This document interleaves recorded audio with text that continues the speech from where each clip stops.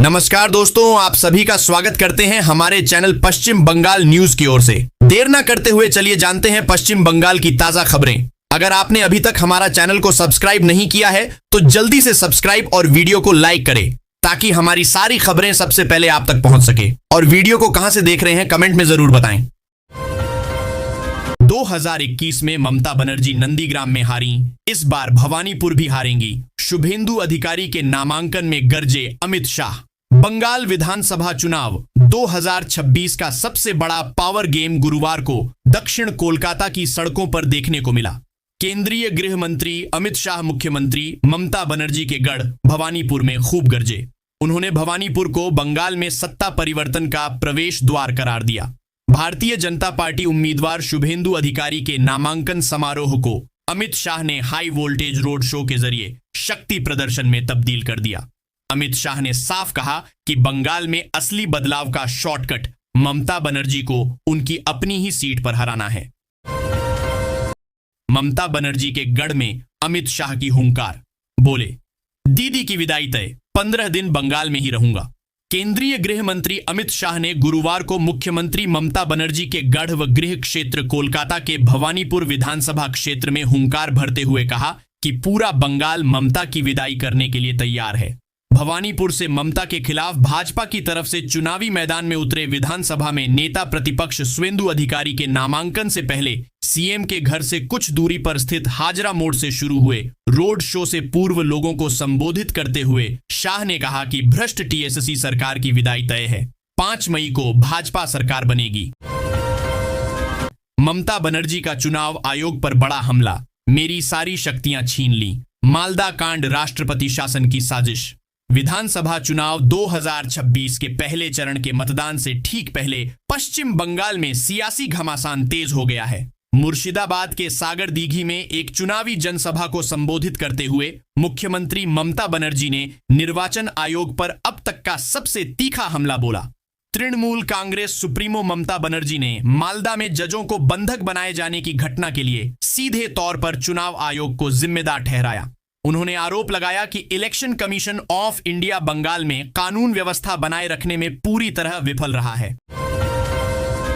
भाजपा प्रत्याशियों के नामांकन में पहुंचे सुकांत मजूमदार और शमिक भट्टाचार्य, देखें 26 दिग्गजों की लिस्ट। पश्चिम बंगाल चुनाव के लिए बीजेपी ने बुधवार को अपना शक्ति प्रदर्शन किया। उत्तर बंगाल से लेकर दक्षिण बंगाल तक भाजपा के दिग्गजों ने गाजे बाजे और भारी जनसमूह के साथ अपने नामांकन पत्र दाखिल किए। अलीपुरद्वार, पुरुलिया और आसनसोल जैसे महत्वपूर्ण केंद्रों पर केंद्रीय मंत्री डॉक्टर सुकांत मजूमदार, प्रदेश भाजपा अध्यक्ष शमिक भट्टाचार्य और सांसद ज्योतिर्मय सिंह महतो नामांकन में मौजूद रहे। यह पार्टी के मजबूत संगठनात्मक आधार को दर्शाता है। पश्चिम बंगाल प्रदेश भाजपा अध्यक्ष शमिक भट्टाचार्य की मौजूदगी में अग्निमित्रा पाल ने आसनसोल दक्षिण से नामांकन भरा। शून्य से शिखर तक बंगाल में भाजपा का तेजी से बढ़ता राजनीतिक सफर, टीएमसी को मिलेगी कड़ी टक्कर। बंगाल की राजनीति में भाजपा का सफर जबरदस्त राजनीतिक उतार चढ़ाव की कहानी है। सीमित प्रभाव से धीमी शुरुआत हुई, बीच में लंबा ठहराव आया और फिर एक दशक के बाद बढ़ी लोकप्रियता ने उसे सत्ता के सबसे बड़े दावेदार के रूप में खड़ा कर दिया है। लंबे समय तक राज्य की राजनीति में हाशिए पर रही और शहरी क्षेत्र तक थोड़ा असर रखने वाली भाजपा ने एक दशक में अपने वोट प्रतिशत और राजनीतिक प्रभाव दोनों में उल्लेखनीय वृद्धि की। यही वजह है कि 2016 के विधानसभा चुनाव में महज 3 सीटों पर सिमटी भाजपा 2021 के चुनाव में लंबी छलांग लगाते हुए 77 सीटें हासिल कर राज्य की मुख्य विपक्षी पार्टी बन गई। शुभेंदु के नामांकन में शाह का मेगा शो, बोले घुसपैठियों ने बंगाल को दीमक की तरह चाटा, अस्तित्व बचाने का आखिरी मौका। पश्चिम बंगाल विधानसभा चुनाव 2026 के महामुकाबले से ठीक पहले केंद्रीय गृह मंत्री अमित शाह ने कोलकाता की सड़कों पर हुंकार भरी। इससे बंगाल का सियासी पारा 7वें आसमान पर पहुंच गया। गुरुवार को भवानीपुर विधानसभा क्षेत्र में विशाल जनसभा को संबोधित करते हुए अमित शाह ने ममता बनर्जी सरकार पर अब तक का सबसे तीखा हमला बोला। उन्होंने 2 टूक कहा कि बंगाल में घुसपैठ इस कदर बढ़ गई है कि अब राज्य का सांस्कृतिक और भौगोलिक अस्तित्व ही खतरे में है। आप मजबूर कर रहे, हमें नहीं पता कि उपद्रवी कौन। जजों के घेराव पर ममता सरकार को सीजेआई सूर्यकांत की फटकार। पश्चिम बंगाल में एसआईआर प्रक्रिया के दौरान मालदा में बुधवार को बवाल हो गया। मालदा में 7 न्यायिक अधिकारियों को 9 घंटे तक बंधक बनाया गया। बंगाल में जजों के इस घेराव से सुप्रीम कोर्ट खासा नाराज है। पश्चिम बंगाल की घटना पर सीजेआई सूर्यकांत ने न केवल सख्त टिप्पणी की बल्कि ममता सरकार और उनके अधिकारियों की भूमिका पर भी सवाल उठाए। सीजेआई सूर्यकांत ने नाराजगी जताते हुए कहा कि कल की घटना अदालत के अधिकार को खुली चुनौती देने की एक दुस्साहसी कोशिश थी। ममता सरकार को फटकार लगाते हुए सीजेआई ने आगे कहा कि यह सोची समझी साजिश थी। मोदी और ममता भाई बहन जैसे बंगाल में हुमायूं कबीर संग ओवैसी की पहली रैली। बोले आगे लोकसभा चुनाव भी साथ लड़ेंगे। ओवैसी ने कहा मोदी और ममता भाई बहन जैसे हैं, दोनों नहीं चाहते हैं कि पश्चिम बंगाल में मुस्लिम अल्पसंख्यकों का अपना राजनीतिक नेतृत्व बने। हुमायूं कबीर और ओवैसी कभी भी हिंदू भाई के खिलाफ नहीं है। हुमायूं कबीर के साथ सांसद असदुद्दीन ओवैसी ने रैली की। इस दौरान उन्होंने 2 बड़ी घोषणाएं की। पहली यह कि राज्य में मुस्लिम समुदाय से राजनीतिक नेतृत्व लाने का वादा, और दूसरी घोषणा की कि उनकी पार्टी एआईएमआईएम 2029 के संसदीय चुनावों में कबीर की आम जनता उन्नयन पार्टी के साथ अपना गठबंधन जारी रखेगी। ममता दीदी जा रही हैं, कमल खिल रहा है, शमीक सुकांत का दावा। उत्तर बंगाल और जंगल महल में उमड़ा जन सैलाब। पश्चिम बंगाल विधानसभा चुनाव 2026 के लिए नामांकन के दौर में भाजपा ने अपनी पूरी ताकत झोंक दी है। बुधवार को राज्य के विभिन्न हिस्सों में भाजपा प्रत्याशियों की नामांकन रैलियों में समर्थकों का भारी हुजूम उमड़ा। प्रदेश अध्यक्ष शमीक भट्टाचार्य, केंद्रीय मंत्री डॉक्टर सुकांत मजूमदार और सांसद ज्योतिर्मय सिंह महतो ने अलग अलग क्षेत्रों में कमान संभालते हुए ममता बनर्जी सरकार पर तीखे हमले किए। दावा किया कि इस बार मुकाबला ममता बनाम बंगाल की जनता है। चुनाव के दौरान बंगाल में डेरा डालेंगे अमित शाह, भाजपा की जीत का बताया शॉर्टकट। भाजपा उम्मीदवार शुभेंदु अधिकारी ने गुरुवार को भवानीपुर निर्वाचन क्षेत्र से अपना नामांकन पत्र दाखिल किया।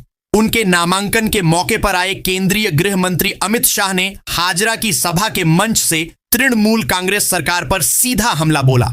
उन्होंने बुधवार को मालदा में 7 न्यायाधीशों को बंधक बनाने की घटना की भी कड़ी निंदा की। इस अवसर पर अमित शाह ने कहा, मैं पश्चिम बंगाल चुनाव के दौरान 15 दिनों तक बंगाल में रहूंगा। मैं आपसे बात करूंगा। मैं आज विशेष रूप से शुभेंदु अधिकारी के लिए नामांकन पत्र दाखिल करने आया हूं।